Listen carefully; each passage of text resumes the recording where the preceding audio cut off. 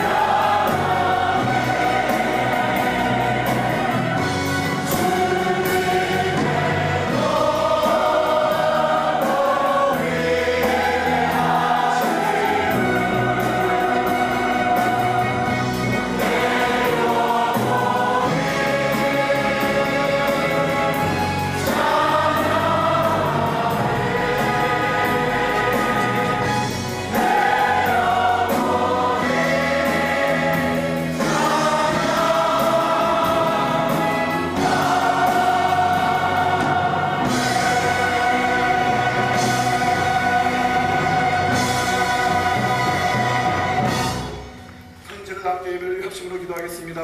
주여, 우리가 온전히 주 앞에 바쳐지게 하시고 하늘의 위로와 평강을 허락하여 주시옵소서. 김승훈 목사님을 성령의 능력으로 붙잡아 주시옵소서. 다 함께 기도하시겠습니다.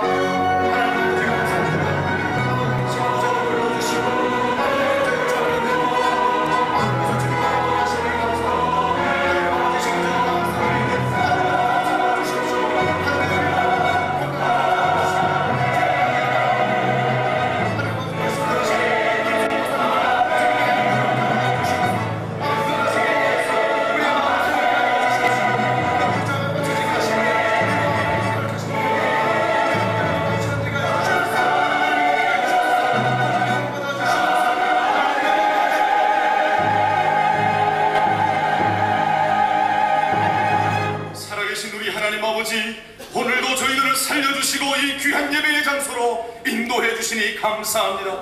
오늘 이 예배가 우리의 인생의 최고의 예배가 되게 하시고 하나님의 강력한 임재하심을 체험하는 기적의 예배가 되게 하여 주시옵소서. 매주 반복해서 드리는 습관적인 예배가 아닌 오늘도 새로운 하나님, 살아 역사하시는 하나님을 대면하는 영광스러운 예배가 되게 하여 주옵소서. 예배를 드릴 때 우리 가슴이 뜨거워지게 하시고 멀어져 있던 하나님과의 관계가 회복되는 역사가 있게 하여 주옵소서. 지금 이 자리에 함께 하시며 우리의 예배를 받으시는 성부, 성자, 성령 하나님의 손길을 느끼며 하늘로부터 내려오는 신령한 은혜가 충만케 하여 주옵소서. 오 사랑의 하나님 아버지, 우리의 믿음을 돌아볼 때에 하나님과 너무나 멀어져 있습니다. 첫사랑과 감격이 너무나 식어져 있습니다. 은혜의 바다를 떠나 너무 멀리 와 있는 것 같습니다. 아버지여, 우리의 죄악을 용서하여 주시고 예레미야 선지자의 눈물의 고백처럼 여호와여 우리를 돌이켜 주시옵소서. 여호와여 우리를 돌이켜 주시옵소서. 우리를 돌이키사 옛적 같은 은혜를 더하여 주옵소서. 그래야 우리의 삶에 하나님이 주인 되시며 오늘 이 예배를 통해 말씀과 기도를 통해 멀어져 있던 하나님과의 관계가 회복되어지는 역사가 있게 하여 주옵소서. 염려와 근심의 사인자들에게는 평강을 주시고 환난 중에 있는 성도들에게는 이겨낼 수 있는 믿음을 주시고 병든 자들은 오늘 말씀을 들을 때 치유함 받는 역사가 바로 이 자리에서 있게 하여 주옵소서. 내일부터 일주일 동안 있을 평신도 여름 성경대학을 위해 기도합니다. 성경론에 대해서 배울 때에 하나님의 강력한 임재하심이 있게 하여 주시고 성령님의 음성을 듣는 귀한 시간이 되게 하여 주시옵소서.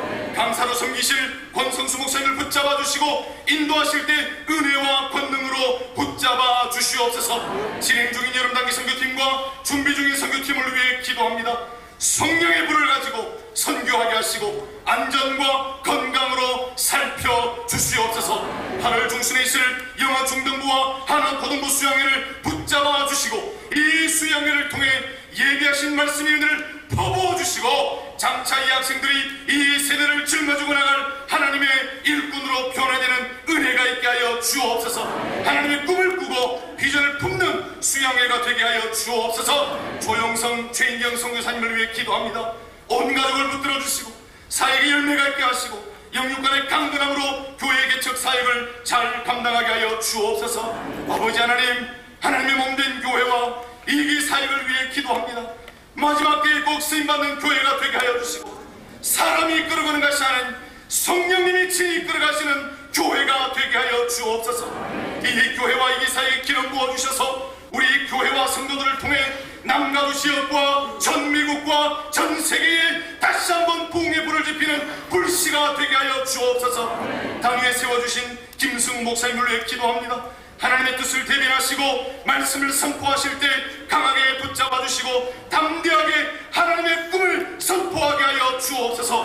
건강을 지키시고 영적인 통찰력을 주시고 하나님의 축복의 통로가 되게 하여 주시옵소서. 예배를 섬기는 슈키나 찬양팀과 우리 모든 찬양대와 안내 헌금위원 등 모든 이들의 헌신을 받아주시고 흠양하여 주시옵소서. 오늘 이 예배가 살아있는 예배, 온 마음과 정성으로 드려지는 예배가 되게 하시고 오직 하나님 홀로 영광 받아 주시옵소서. 이 모든 말씀을 우리를 구원하신 예수 그리스도의 이름으로 간절히 기도드리옵나이다. 아멘. 언약에 신실하시며 변함없는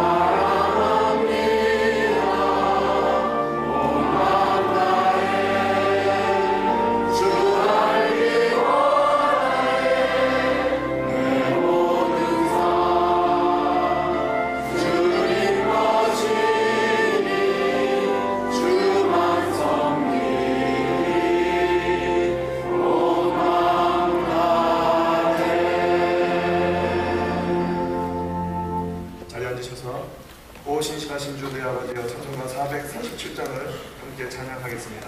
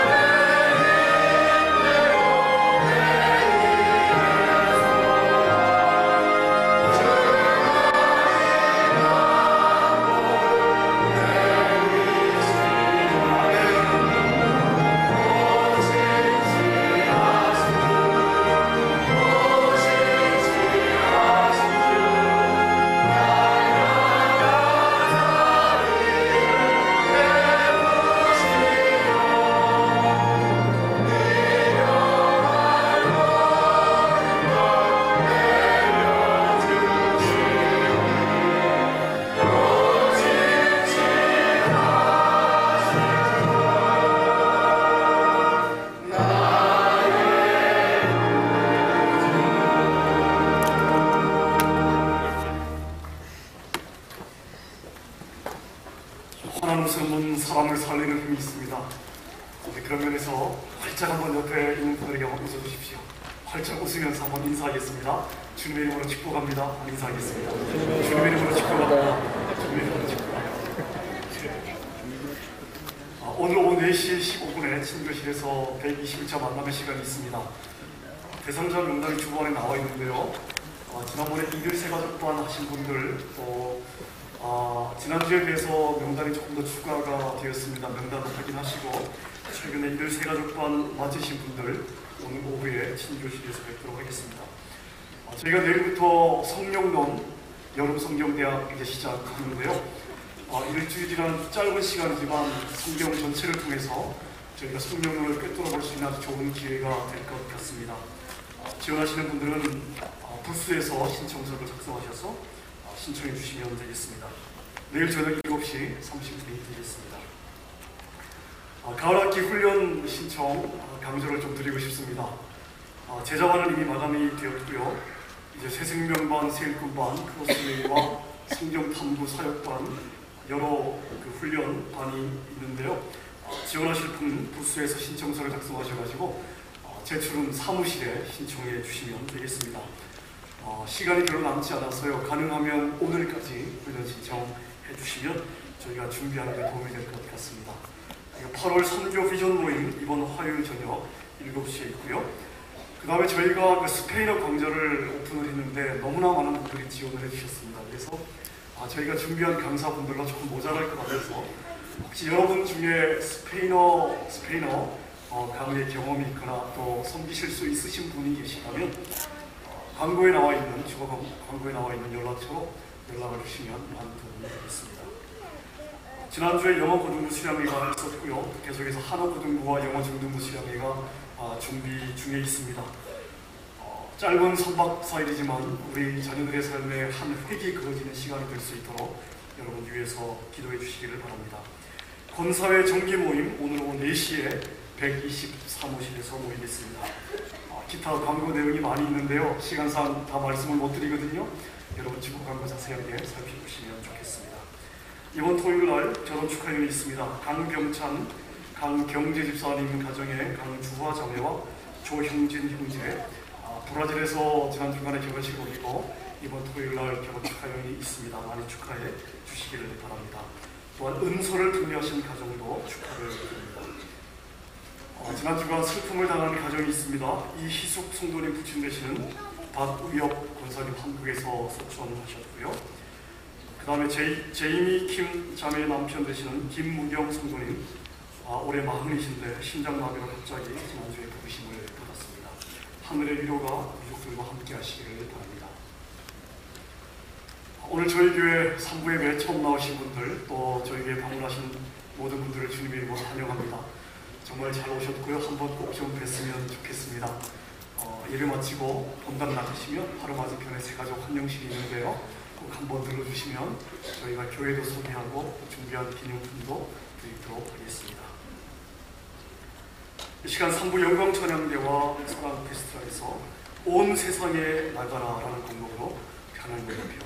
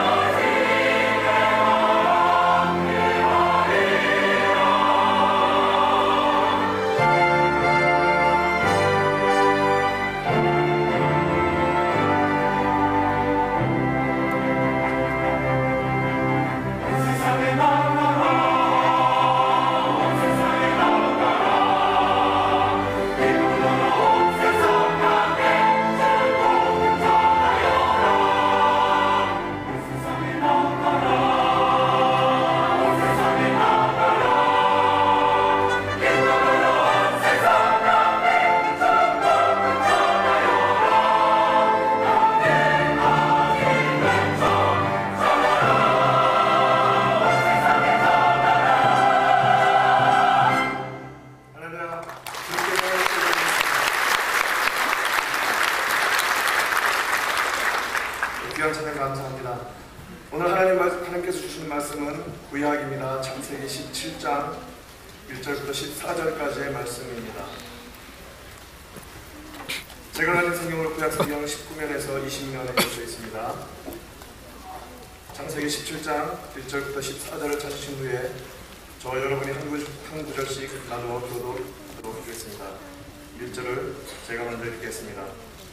아브라함의 99세 때에 여호와께서 아브라함에게 나타나서 그에게 이르시되 나는 전능한 하나님이라 너는 내 앞에서 행하여 완전하라. 2절 내가 너와 사이에서 너로 신이 번성케 하리라 하시니 아브라함이 엎드린데 하나님이 또 그에게 일러 가라사대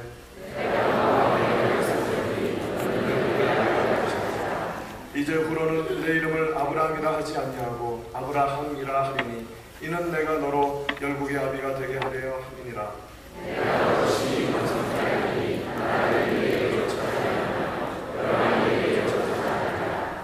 내가 내 언약을 나와 너와 내 대대 후손의 사이에 세워서 영원한 언약을 삼고 너와 내 후손의 하나님이 되리라.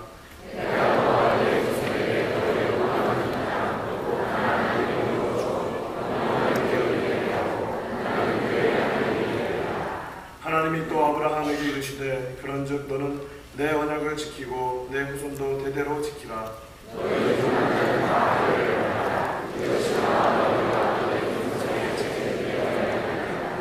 너희는 양피를 베어라. 이것이 나와 너희 사이의 언약의 표징이니라.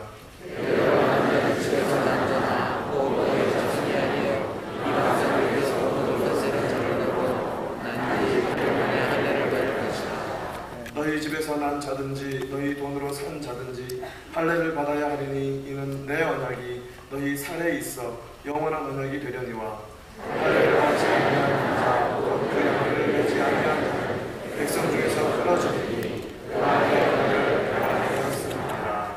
아멘. 김승욱 목사님 나오셔서 우리 몸에 새겨진 언약이라는 제목으로 말씀 전해 주시겠습니다. 여러분, 하나님의 말씀, 살아있는 말씀 성경을 우리가 공부하고 이 말씀을 통해 하나님의 음성을 꼭 들어야 하는데요. 이 성경을 한눈으로 볼 수 있는 한 그 중요한 단어가 있습니다. 그리고 그 단어는 또한 우리가 신앙생활하는데 매우 우리에게 힘이 되고 도움이 되는 그러한 단어가 되기도 합니다. 언약입니다. 언약. 여러분, 언약 그러면 성경이 구언약과 신언약으로 쓰여져 있지 않습니까? 예수님 탄생하시기 전에 주셨던 하나님의 언약들을 모아 구약, 예수님 후에 주신 모든 언약들을 모아 신언약이라고 우리가 성경을 이렇게 에디팅하며 보고 있습니다. 언약이란 그만큼 중요한 것입니다. 창세기를 볼지라도 우리가 지금 17장 가운데 벌써 여러 차례 하나님께서 이미 언약으로 역사하시고 나타나신 그 모습을 볼 수가 있습니다. 아담과 하와가 죄를 짓고 하나님께로부터 끊어짐을 받게 되었을 때 하나님이 친히 오시어서 동물의 피를 흘리고 가죽을 만들어 그들의 수치를 가려주십니다. 그리고 그들에게 약속을 하십니다. 언약을 하십니다. 뱀이 너의 발꿈치를 물겠지만 너의 후손 중에 그 뱀의 머리를 깨트리리라. 하나님께서 이 모든 악의 세력을 하나님이 그 약속하신 언약으로 깰 때가 오리라고 말씀을 하시고 있습니다.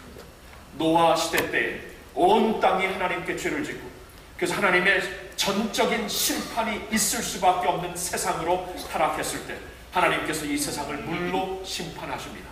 그런데 그 가운데에서도 구원을 받은 노아와 그의 자손들이 이제 구원을 받고 마른 땅에 다시 내려 그 발을 디뎠을 때 하나님께서 무지개를 통해 그들에게 언약을 하십니다. 다시는 이 세상을 내가 물로 심판하지 전멸하지 아니하리라.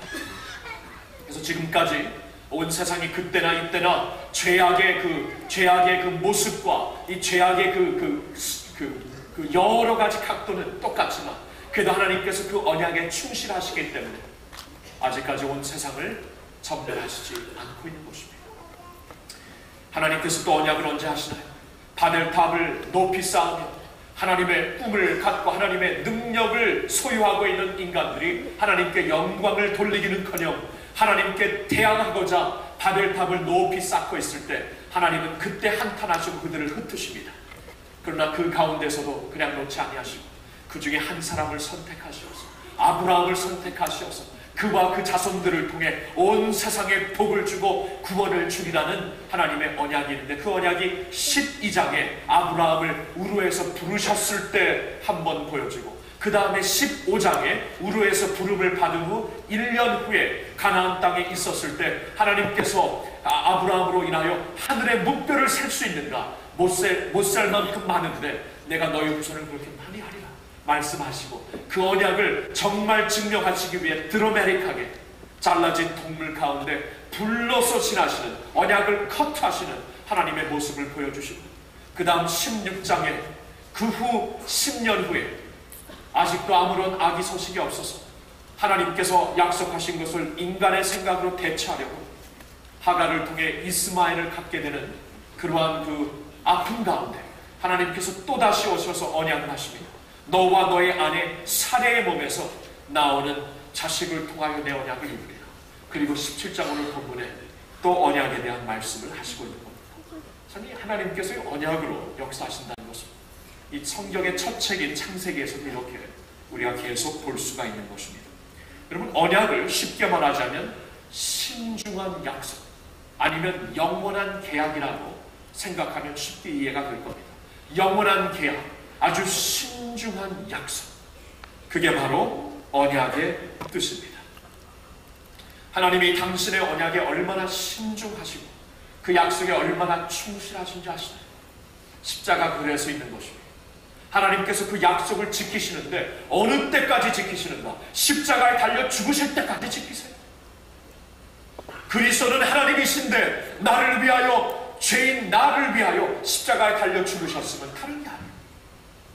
그 언약을 주님께서 끝까지 지키시는 거예요.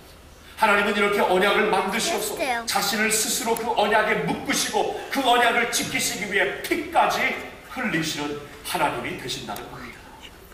그래서 성경 언어에서 가장 무게 있게 사용되는 단어 가운데 히브리 단어 헤세드라는 말이 있어요. 헤세드.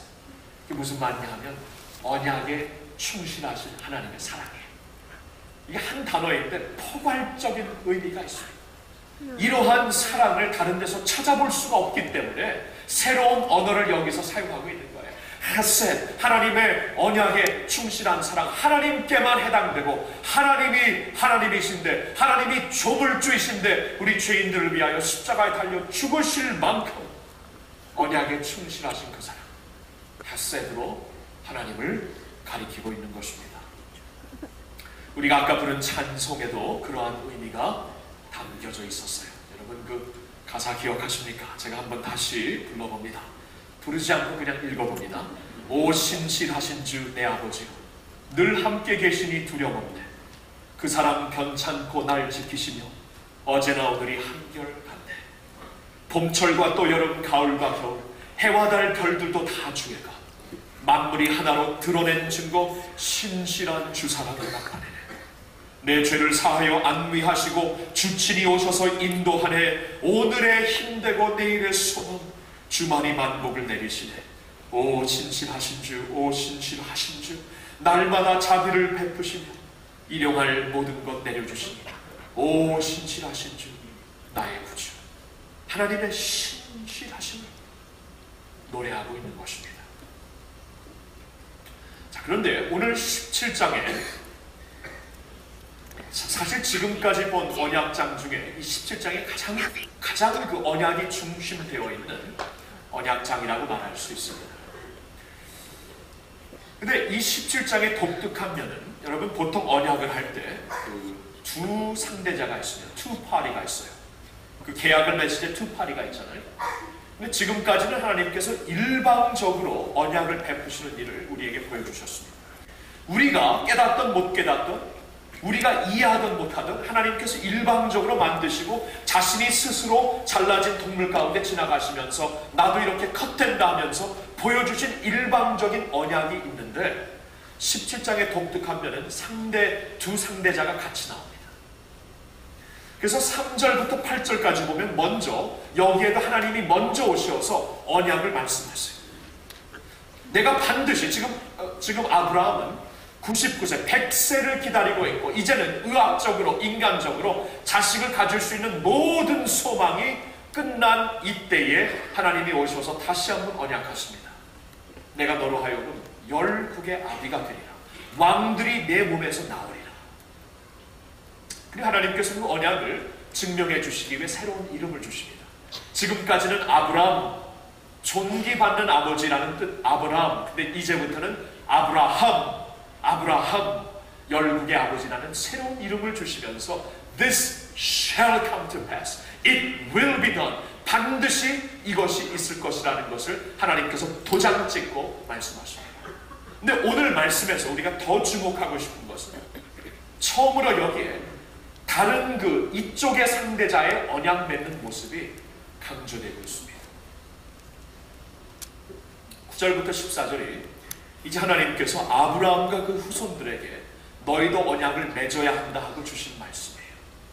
아브라함과 그 후손들에게 이제 너희도 이 언약을 맺으라 하는 그 내용이 오늘 본문에서 제가 특별히 주목하고 싶은 것이고, 그리고 오늘 그 설교 제목에도 나왔지만 우리 몸에 새겨진 언약, 할례를 하라고 말씀을 하십니다. 너희 몸에 영원히 새겨질 언약의 표징으로 할례를 하라. 여러분, 몸에 새겨졌다는 게 무슨 뜻일까? 엄청난 뜻이 있죠. 몸에 새겨져. 보통 우리가 도장을 찍던가 사인할 때는 종이 페이퍼에다 하는데 하나님께서는 이 몸에다 새기라. Covenant, my covenant in your flesh라고 말씀을 하세요. 자, 근데 몸에 새겨졌다는 게 이러한 의미가 있어요. 여러분, 그 몸에 새겨지면 우리가 항상 가까이서 보고 기억하게 됩니다. 이제는 뗄 수 없는 나의 삶의 한 파트가 됩니다. 쉽게 예를 들어 결혼한 지가 벌써 16년이 넘었네요. 16년 전에 결혼했을 때 이 반지를 꼈습니다. 반지를 끼고 이렇게 안 뺍니다. 빼면은 혼나니까 이렇게 안 뺍니다. 근데 이게 몸에 새겨진 언약의 상징이에요. 그렇죠? 그래서 몸에 새기면서 항상 리마인드하라는 거예요. 이게 이제는 너의 삶의, 그리고 너의 삶의 한 부분이다. 이 할례를 하나님께서 강조하시고 있습니다. 자, 근데 여러분들 가운데 할례를 왜 공부하나? 이 신약 시대에는 연결이 안 되는 할례인데, 신약 시대 뭐 할례가 요구됩니까? 뭐 그런 식으로 할례 받지는 않잖아요. 그 위생적으로 받을 수 있지만 아이들이, 근데 그런 식으로 받지는 않는데 왜 그럼 이 말씀이 오늘 중요한 것일까? 13절을 보세요. 거기 보면은 이것은 너희가 나와 맺는 영원한 언약이다. 그렇게 나와 있죠. 영원한, 너와 너의 후손들이, 나의 백성들이 가져야 할 영원한 언약이다. 이 할례라는 것이 의식적으로는 그 rite of circumcision, 의식적으로는 신약시대에 끝났어요. 왜냐하면 예수님께서 모든 것을 압도하시는 새 언약을 주셨기 때문입니다. 그래서 예를 들어서 구약에는 우리가 그 예루살렘 성전에 가서 1년에 몇 번 예배 드려야 되는 그러한 그 절기가 있었어요. 그리고 그 구약 시대에는 이러한 동물 제사를 반드시 드려야 됐고, 먹을 음식과 먹지 못할 음식이 있었어요. 여기 족발, 뭐 순대 좋아하시는 분들, 그 구약 시대 살면은 이게 우리에게 이제 더 이상 좋은 음식이 안 되는 겁니다. 그렇죠? 근데 보세요. 그런 모든 의식을 완전히 압도해버리는, 그냥 슈퍼시드 해버리는 예수님께서 당신의 보혈로 새 언약을 주셨거든요. 주님의 보혈로. 피를 흘리시기 전날, 그 십자가에 달리시기 전날 제자들을 모아놓고 이 잔은 내 피를 상징하는 새 언약이다. 이 모든 것을 그냥 압도해버리는 새로운 언약을 주셨기 때문에 의식적으로 따를 필요는 없는데요. 영원한 언약이라 그랬죠. 의식적으로는 필요가 없지만 더 이상 그 할례 언약의 스피릿과 의미와 정신은 오늘까지도 적용된다는 거예요. 영원한 언약입니다. Covenant in my flesh. 내 몸에 새겨야 되는 하나님께 드리는 언약이 있어야 된다는 거예요. 그래서 로마서 2장 29절에 보면은 Circumcision of the heart. 네 가슴을 할례하라고 말씀을 하십니다. Circumcision of the heart. 이제 할례 의식은 끝났지만 진짜 할례의 의미, 진짜 이 할례가 왜 필요했는가를 마음속에 할례하는 것으로 계속 우리는 재발견해야 된다. 그 할례의 정신으로 살아야 된다. Circumcision of the heart를 우리에게 강조하고 있습니다. 자, 그래서 오늘 우리 몸에 새겨진 언약을 보겠는데요. 이 언약이 실제적으로 무슨 의미를 갖고 있는가? 할례라는 것이 실제적으로 나에게 요구하는 것이 무엇인가? 우리가 그것을 세 가지로 보고 싶습니다. 첫째로 할례란 겸비함, humility를 뜻합니다. 겸비함. 여러분, 할례를 받는다는 것은 남자의 옛날 말은 양피로 나와 있고 오늘 말은 포피라고 우리가 사용도 하는데, 이 circumcision, 이 굉장히 남자의 포피를 자른다는 것은 가장 프라이빗한 것, 가장 부끄럽고 숨기고 하고 싶은 것을 드러내 자르라는 말씀입니다. 왜 하필이면 거기인가? 그렇다면 할례를 통해 무슨 일이 일어나는가 한번 실제적으로 생각해 보세요. 나의 부끄러움이 다 노출됩니다. 나의 약점이 노골적으로 드러나게 됩니다. 나의 것으로 감추고 붙잡고 있었던 것을 이제 다 놓게 됩니다. 하나님 앞에서 겸비하라는 말이에요. 하나님 앞에서 나의 프라이버시라고 감추고 내가 붙잡고 있는 게 어디 있습니까? 하나님 앞에서 나의 수치라고 감추고 있으면서 내 감투만을 보여주고 있는, 위신만을 내놓고 있는 그러한 모습이 어디 있어요? 마음과 생각을 관찰하시고 우리의 관절과 골수를 쪼개시는 하나님 앞에, 우리의 생각까지도 꿰뚫어 보시는 하나님 눈앞에 숨기고 프라이버시를 강조하고 하나님 앞에서 말입니다. 그런 모습이 어떻게 가능하겠습니까? 하나님 앞에 너의 모습 그대로, 부끄러운 모습 그대로, 연약함 그대로 완전히 무릎 꿇으라는 것입니다. 그게 할례예요. 내가 얼마나 연약한지를 인정하고 하나님을 붙잡으라는 것이에요. 하나님께로 나오라는 것이에요. 여러분, 우리 보통 때 자신이 강건하다고, 견고하다고 자랑할 수 있는데 정말 그럽니까? 한 달 전에 한국의, 대한민국의 그 나라에 아주 폭우가 내린 적이 있는데, 한 며칠 동안 그때 온 나라가 난리가 났죠. 뉴스에 보니까 특별히 서울을 취재했는데, 야, 비 한 번 그렇게 이틀 꼭박 내리니까 온 도시가 마비되더라고요. 그러면서 그 뉴스 기자가 그렇게 얘기를 합니다. 1000만 명이 넘게 사는 대메트로폴리스가 단번에 스톱되고 말았다. 보통 때 메트로폴리스라고 자랑하지만 결정적인 순간에 비 한 번 많이 내리니까 꼼짝 못해. 그 서울을 둘고 있는 신도시들, 지난 20년 동안 성장 위에 성장을 거듭해 왔는데 이번에 비 한 번 그렇게 내리니까 하여튼간 빵꾸 난 곳이 다, 그냥 구멍 난 곳이 다 노출됐습니다. 리트럴리 구멍 난 곳이.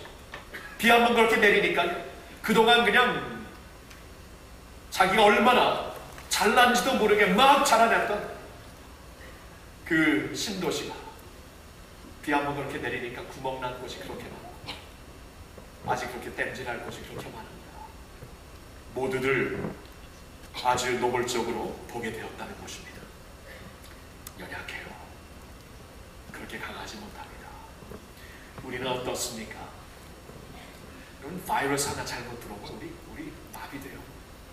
눈에도 보이지 않는 조그만, 너무나 안 보여서 현미경으로 몇만 배, 몇 십만 배 확대해서 보일까 말까 하는 바이러스 하나 잘못 들어오면 우리 죽습니다. 이번에 교육자 수양회 가서 한 교육자가 그렇게 간증을 합니다. 참 한때 목회 잘 나가고, 그래서 더 잘 나가는 목회 더 잘 준비하기 위해 박사학위 공부를 하기 위해 갔는데 갑자기 알지 못하는 원인 바이러스가 들어오고 온 몸이 망가지고 조금만 공부해도, 조금만 걸어도 누워서 쉬어야 되는 그러한 연약한 몸으로 되었고 아무리 더워도 이불을 덮어야 되는, 그래도 떨고 마는 몸이 되었다는 거예요. 물론 그분의 간증은 지금 연약함 가운데 하나님의 강함을 체험하고 있지만 연약하다는 겁니다. 연약해요. 하나님께서 나에게 하루 더 살지 못한다 말하면 결코 하루 더 살 수 있는 사람 여기 누구 있습니까? 여기 누구 있어요? 하나님 앞에 하루하루가 정말 하나님이 허락하셔야만 가능한 그러한 존재임을 내가 깨달아야 합니다. 할례하는 것이 그런 것이에요. 신명기 10장 16절 말씀을 보니까 이런 말씀이 나와 있습니다. 너희는 마음에 할례를 행하고 다시는 목을 곧게 하지 말라. 할례를 행한다는 게 목을 곧게 하지 말라는 거예요. 너무나 목이 많이 고자졌어요. 너무나 높아진 우리를 보게 됩니다. 할례를 행하라. 목이 곧지 말아라. 하나님 앞에 내가 얼마나 연약하고 미비한 존재인가를 자신이 깨닫고 무릎 꿇으라는 하나님의 말씀입니다. 조지 밴드맨이라는 저자가 쓴 In Touch and Live, Touch and Live, Touch and Live이라는 그러한 책에 예배를 설명해주는 아주 기가 막힌 장면이 있습니다. 거기 보면은 어느 한 청년이 알프스산을 처음으로 올라가게 됩니다. 양쪽에 아주 전문인 안내자들이 그를 이끌고 알프스산으로 올라가는데 거의 꼭대기에 다다랐을 때 이 안내자들이 먼저 가서 볼 수 있는 특권을, 영광을 줍니다. 처음이니까. 그가 막 가서 이 알프스 산 꼭대기에 섰다는 희열과 그 밑에 펼쳐진 엄청난 광경을 보는 순간 너무나 좋아서 뛰기 시작합니다. 그때 안내자가 겁을 내면서 그를 꽉 잡아서 땅으로 끌어내립니다. 그리고 이렇게 말을 합니다. On your knees, sir. You are never safe here except on your knees. 무릎을 꿇으시오. 이 자리는 무릎을 꿇지 아니하면 위험한 자리입니다. 왜 그런지 아세요? 알프스 산 꼭대기에는 가끔가다 그냥 전혀 예상하지 않았던 바람이 불어왔습니다. 사람들을 능히 그냥 확 밀을 수 있는 세력의 바람이 불기 때문에 On your knees. 그리고 This is worship. 이것이 예배다.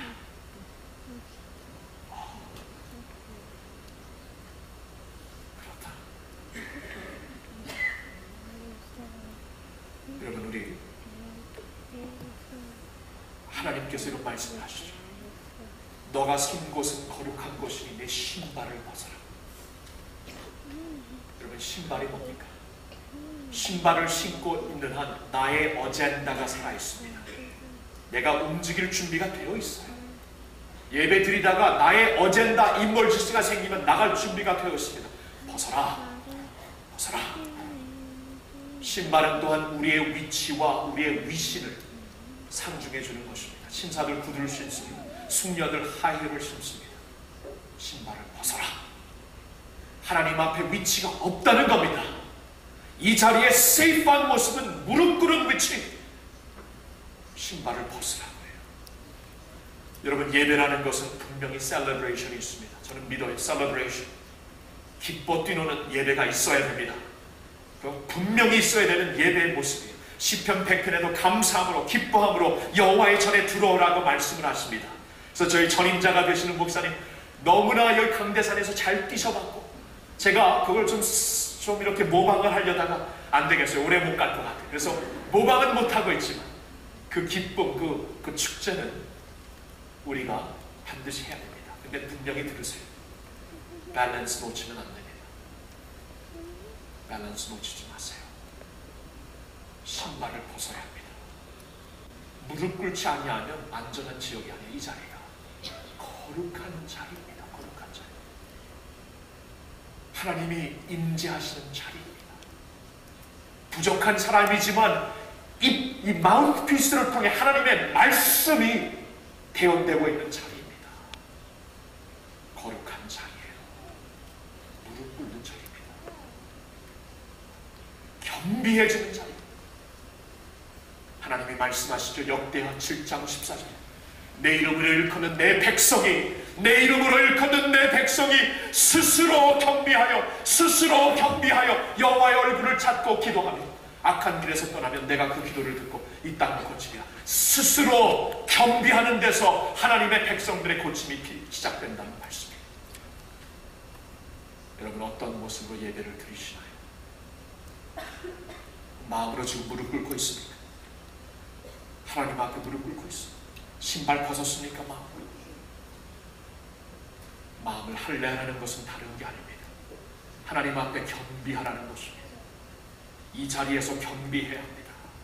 하나님께서 이 시간에 하늘문을 여시고 우리 가슴을 안수하여 주시사 진정한 circumcision of the heart, 우리의 가슴이 할례를 받아 하나님 앞에 경비해질 수 있는 주의 백성들이 되기를 예수님의 이름으로 축원합니다.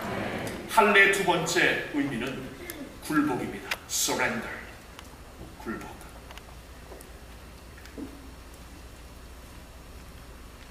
할례에 대해 하나님께서 말씀하시며 여기 덧글을 붙이십니까?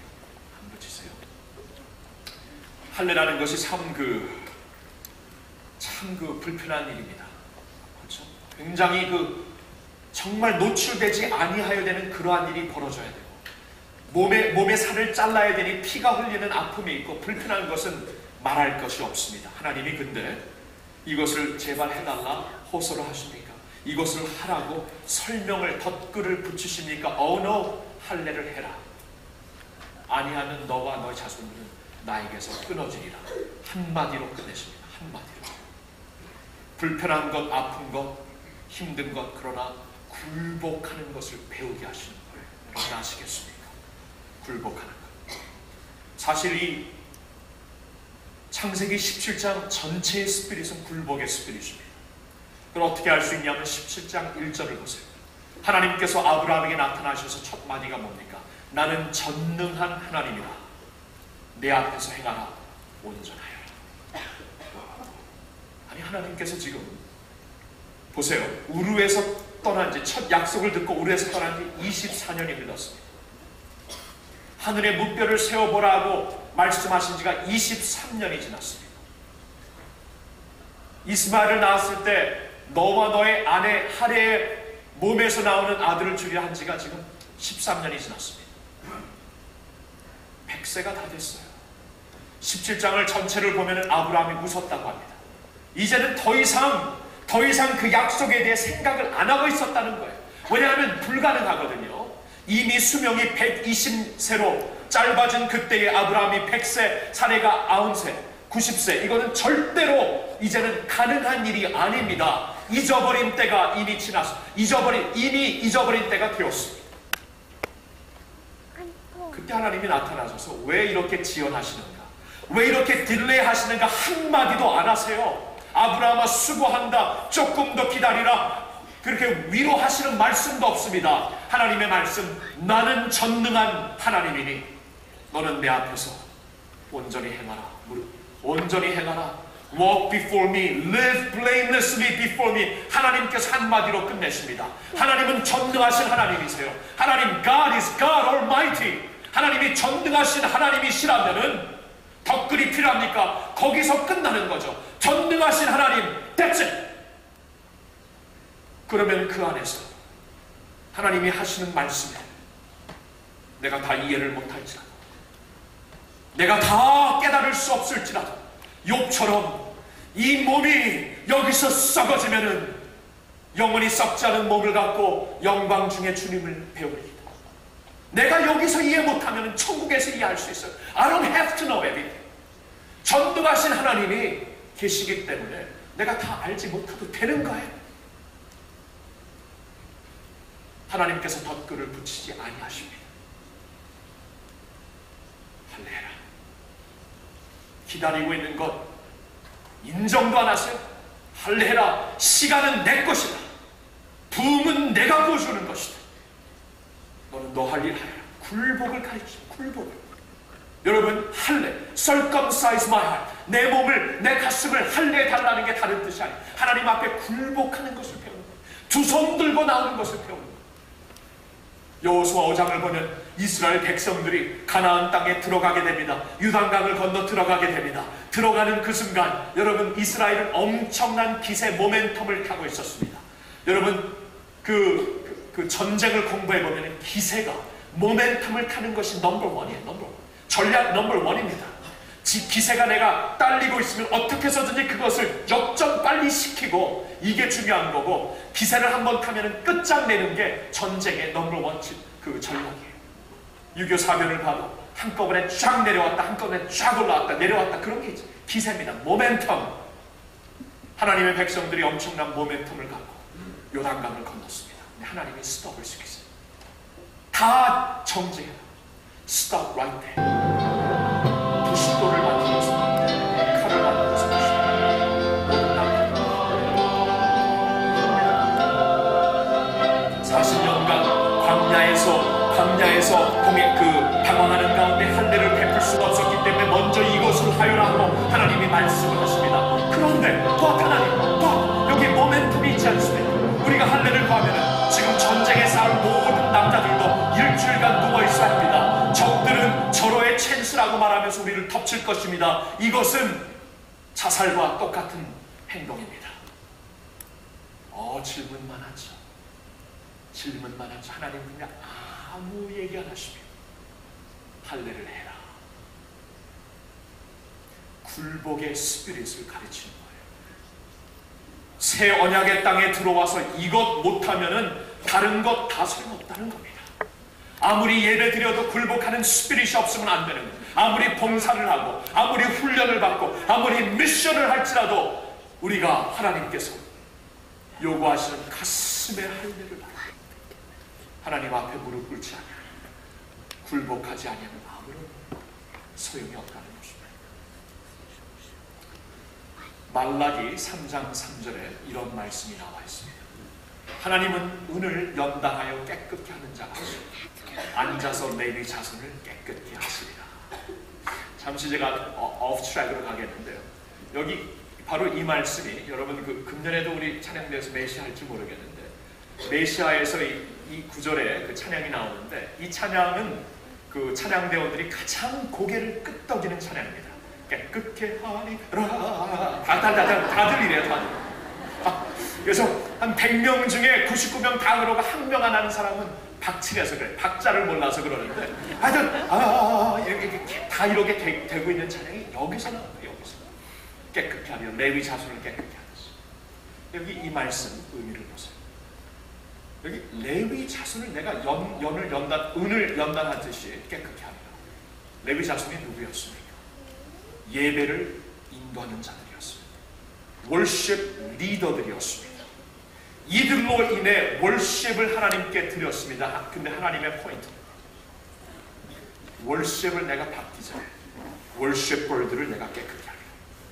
아시겠죠? 예배가 의식이 아니라는 겁니다.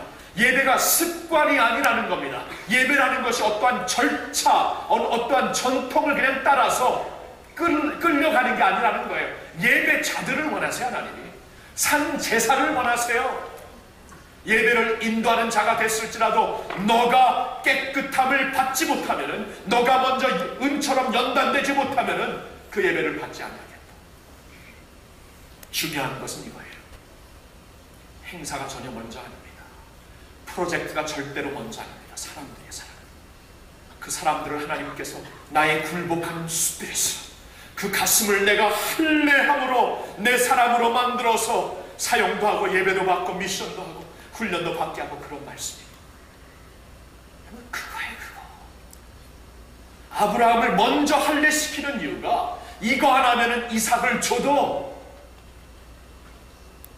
여호수아와 그 백성들이 아무리 승리를 하여도 이거 먼저 안 하면 그것 때문에 망한다는 겁니다. 예수님께서 마지막으로 가르쳐 주신 게 뭐죠?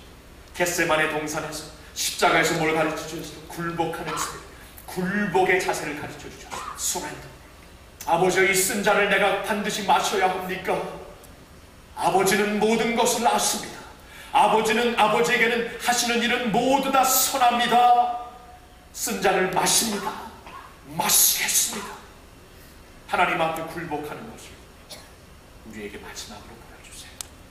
십자가에 달려 굴복하는 모습을 우리에게 보여주십니다. 우리의 주님, 우리의 구세주, 나의 목자, 내가 반드시 따르고 모방해야 될 예수님의 모습, 굴복하는 모습을 우리에게 마지막으로 보여주셨습니다. 오늘 여러분 할례를 받으셔서, 가슴에 할례를 받으셔서 하나님 앞에 굴복할 수 있는 모든 성도들이 되기를 예수님의 이름으로 축원합니다. 세 번째로 할례의 의미는 새 정체, new identity를 가리키는 것입니다. 새 정체. 여러분, 할례를 받을 때 포피를 잘라냅니다. 이것은 나의 원래 모습을 끊어버린다는 상징입니다.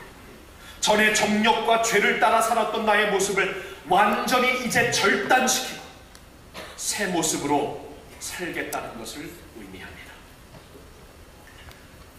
여러분, 이 할례의 스피릿은 계속 이어지지만 할례라는 의식이 신약시대에 무엇으로 대처되는가 하면 세례로 대처를 됐습니다.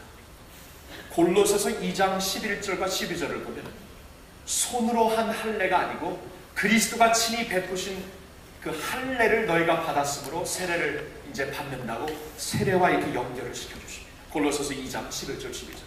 그래서 이 할례라는 것을 우리가 바로 알기 위해서 신약에서는 세례를 공부하고, 이 세례가 무엇인가? 그 구절 중에 한 구절을 보고 싶습니다. 로마서 6장 4절입니다. 우리 같이 한번 한 목소리를 읽겠습니다. 시작. 그러므로 우리가 그의 죽으심과 합하여 세례를 받음으로 그와 함께 장사되었나니 이는 아버지의 영광으로 말미암아 그리스도를 죽은 자 가운데서 살리심과 같이 우리로 또한 새 생명 가운데서 행하게 하려 하심이라. 아멘. 이 말씀 잘 보세요. 자막으로 계속 띄워놓을 테니 보세요. 세례가 무엇인가? 그의 죽으심과 합한 것입니다. 예수님을 내가 진정 믿는다는 게 주님과 함께 십자가에 못 박혀 죽는 거예요. 죽는 것을 의미합니다. 근데 거기서 그치는 게 아니라 죽어서 장사 지낸 바 됩니다. 묻힙니다. 묻혀. 나의 이전 모습이 죽고 묻히기까지 완전히 그 원근 자체가 이제 없어져 버린다는 겁니다. 그 이유는 보세요. 죽은 자 가운데서 영광으로 말미암아 그리스도를 죽은 자 가운데서 살리심과 같이 우리로 또한 새 생명 가운데서 행하게 하려 하십니다. 보세요. 그리스도와 함께 죽어서 완전히 장사 지낸 바 된 우리를 그리스도를 다시 살리신 부활의 영광으로 우리를 지금 다시 그 순간 다시 살게 하여 새로운 정체, 새로운 아이덴티티로 살게 하신다는 말씀입니다. 할례, 세례의 의미, 할례의 의미가 이거예요. 내 가슴을 할례한다는 게 여러분 다른 게 아닙니다. 내 가슴을 완전히 온전한 변화를 통해 이루어진 정체성을 이제 의식하고 보인다는 말씀입니다. 정체성의 온전한 변화를 통해서만 이루어지는 새 삶을 아주 잘 표현하고 있는 한 이야기가 있습니다. An Anthropologist in Mars라는 책의 저자인 Dr. Oliver, 그분은 안과 의사로 레이저 치료를 파이어니어 하신 분입니다. 전문가입니다. 처음으로. 그는 그로 인하여 지금은 이게 뭐 라식 수술로 많이 익숙해졌지만 이분이 이거 70년대 이걸 했을 때는 이건 브레이크였어요. 브레이크.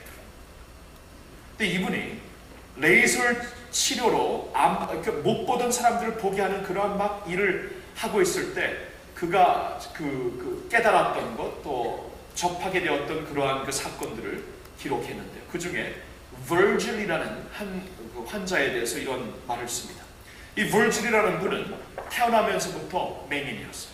보다가 무슨 그 사고로 실족된 게 아니고 시력이 태어나면서부터 맹인이어서 아예 처음부터 보는 그 개념 자체가 없었던 사람입니다.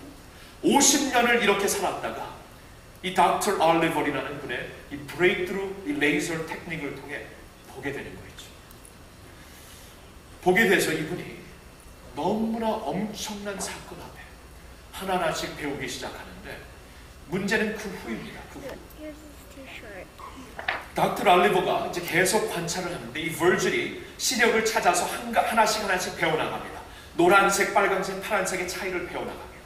그 세모와 동그라미 모형의 다른 모습들을 배워나갑니다. 근데 문제는 분명히 시력을 가져서 모형 자체, 색깔 자체를 구별할 수 있는데 종합적으로 한꺼번에 묶어서 볼 수 있는 자가 되지 못합니다.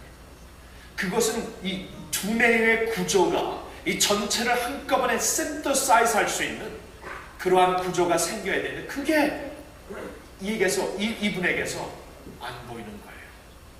닥터 알레브그리 이런 결론을 내립니다.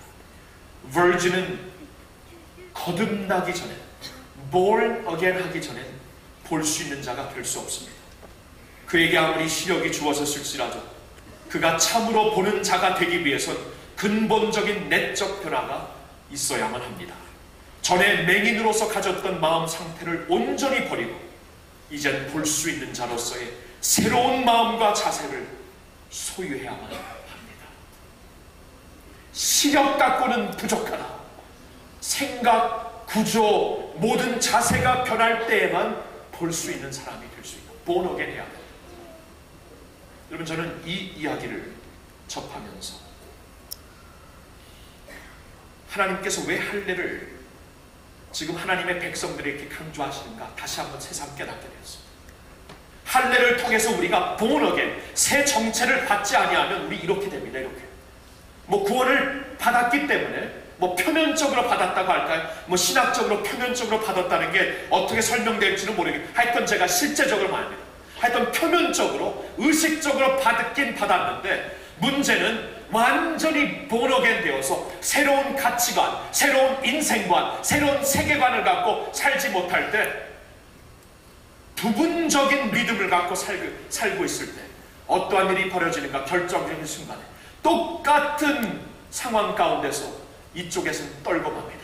똑같은 상황 믿는다고 하면서 하나님께 소속됐다고 하면서 상황이 어지러지고 아수라장이 되실 때 두려워합니다. 떱니다. 절망에 빠지게 됩니다. 그러나 똑같은 상황에서도 할례를 하여서 마음의 할례를 하여서 하나님께 전적으로 드려진 하나님의 백성이 되었을 때 내 마음은 요동치 않습니다.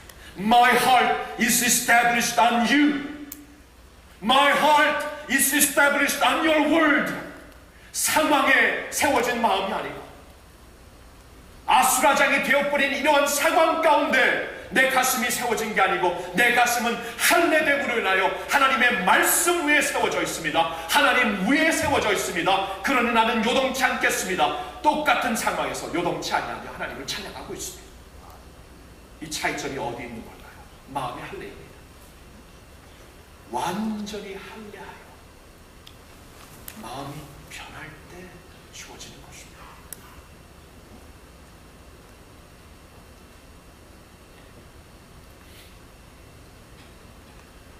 여러분은 어떠세요?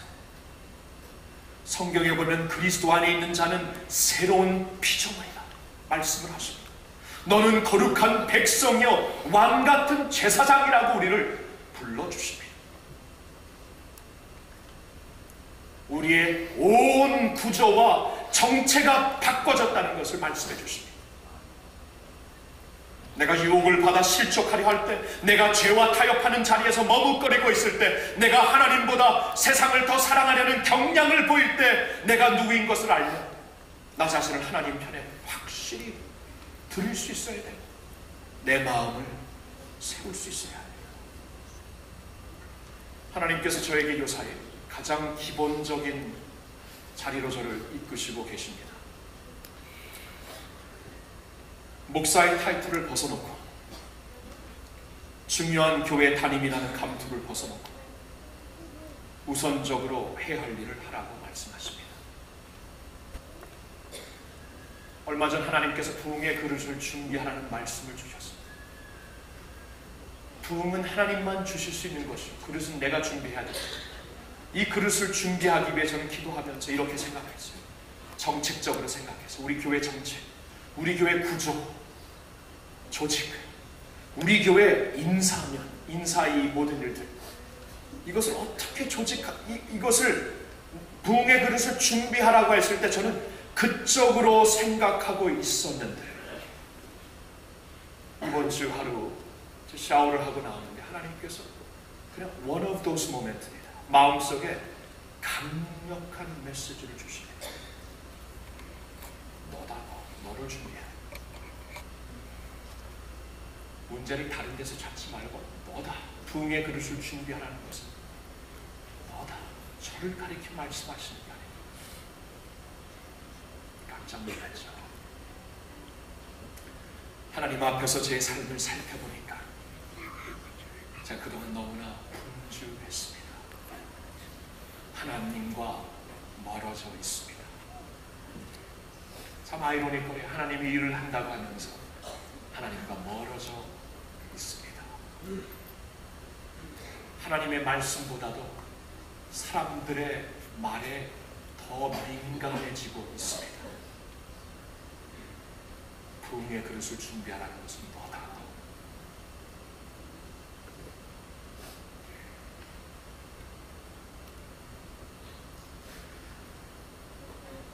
문제가 가슴이 할례가 되지 않았다는 거예요.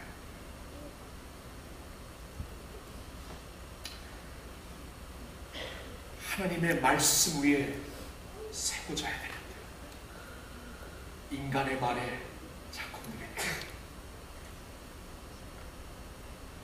하나님의 기름 부으심으로 세워져야 되는데 무엇인가 보이고 붙잡아야 할 일에 목숨을 겁니다. 너다, 너야, 너. 하나님께서 아브라함을 찾아오십니다. 이삭이 이제 곧 주어질 터인데 너가 준비돼야 된다. 부흥은 내가 준다. 이삭을 낳게 하는 것은 내가 한다. 너는 그릇을 준비하여라. 여호수아를 찾아오셔서 똑같은 말씀을 하십니다. 가나안 땅의 승리를 반드시 줄 것이다. 여리고성은 반드시 무너진다. 승리를 줄 것인데 너를 준비해라. 네 백성들을 준비해라.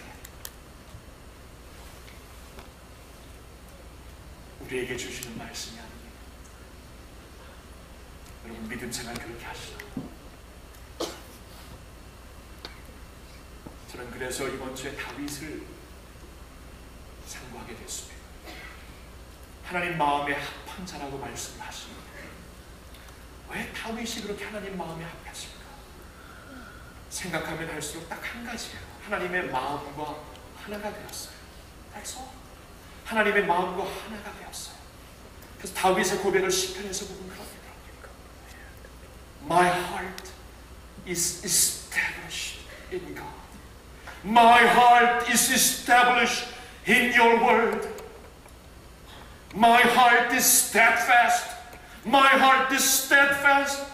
주의 모든 적들이 나를 둘러싸고 있을지라도 My heart is established.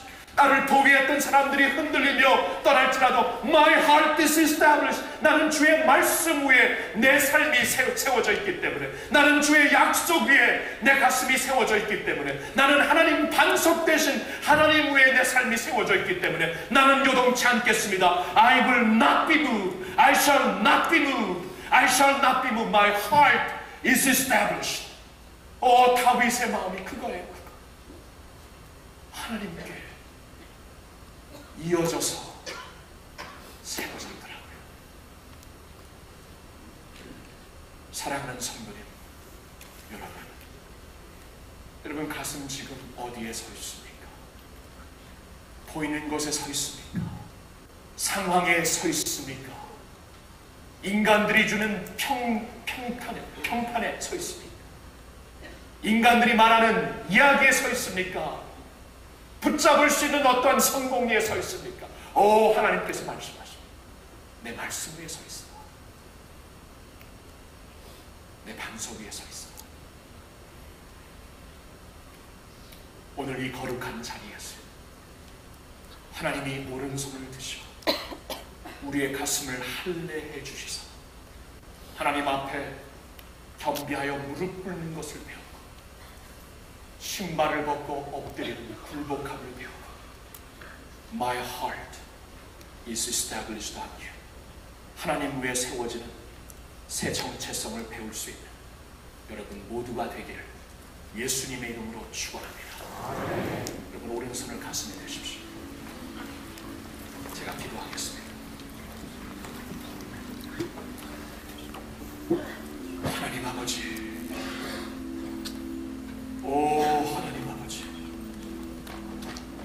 이 시간 시간 주님의 오른손을 드시고 피 묻은 오른손으로 주의 백성들의 가슴을 어루만져 주시옵소서.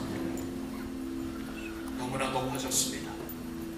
높은 산을 낮게 하여 주의 길을 예비하신 하나님, 나의 높아진 모습들, 나의 곧게 서 있는 목을 이 시간 낮추어 주시옵소서. 주님을 맞이할 수 있는 길을 내 안에 준비시켜 주시옵소서. 하나님, 내 신발을 신고 뛰어다니기에 너무나 분주합니다. 이 자리는 거룩한 곳이니 신발을 벗게 하여 주시옵소서. 주님의 어젠다 앞에 무릎을 꿇고 주님 앞에 완전히 엎드려 서렌더하는 것을 배우게 하여 주시옵소서. 주님은 전능하신 하나님이시나이다. 하나님의 주권적인 시간과 주권적인 계획 안에 하나님의 모든 일이 이루어질 줄로 믿습니다. 굴복하며 하나님을 바라며 기다릴 수 있는 저희들 되게 하여 주시옵소서. 그리고 이 시간 우리의 가슴을 수술하여 주시옵소서. 다윗처럼 나의 삶, 나의 마음이 하나님께로부터 세워지는 마음, 하나님의 반석 위에 세워지는 마음이 되게 하여 주시옵소서. 성령님 이 시간 오시어서 우리의 heart를 establish our hearts in your word, establish our hearts on you, O God. 하나님이 나의 반석, 나의 요새, 나의 주위에서 모든 것이 아수라장이 되고 적들이 아우성칠지라도 나를 보강해줬던 모든 것이 흩어질지라도 나의 요새, 나의 반석, 나의 기쁨, 나의 힘이 되시는 하나님을 붙잡으며 승리하는 주의 백성들 되게 하여 주시옵소서. 마지막 때 이러한 백성들을 주님이 요구하신 줄 아오니 하나님 이 자리에서 우리가 영적 수술을 받아 내적 수술을 받아 할례받은 가슴을 갖고 하나님 앞에 드려질 수 있는 믿음의 백성들 모두가 되게 하여 주시옵소서. 할렐루야. 우리 주 예수님의 이름으로 감사드리며 기도하옵나이다.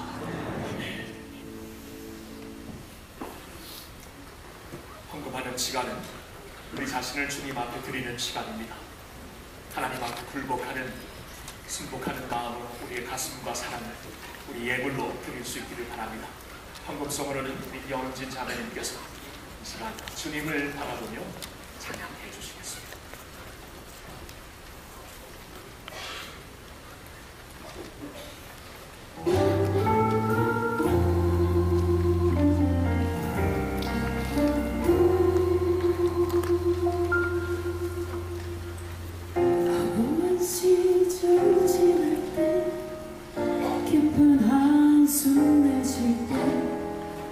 그런 풍경 보시며 단식하는 분 있네. 고와 같이 너희를 버려두지 않으리. 내가 너희와 영원히 함께하리라.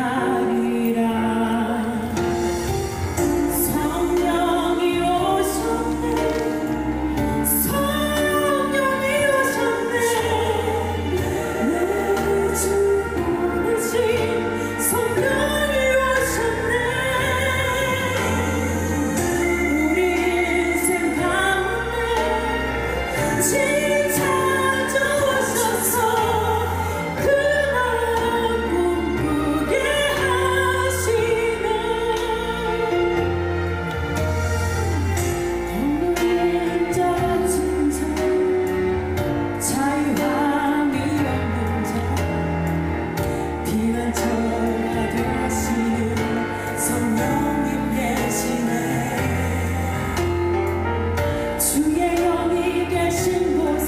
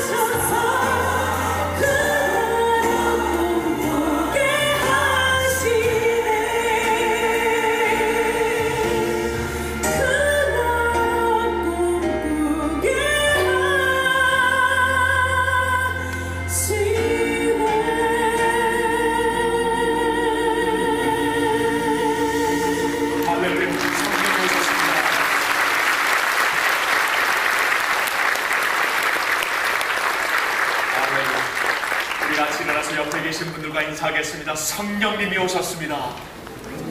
할렐루야. 성령님이 오셨기 때문에 나의 반석이신 하나님을 바라보며 너는 잠잠히 여호와를 바라라.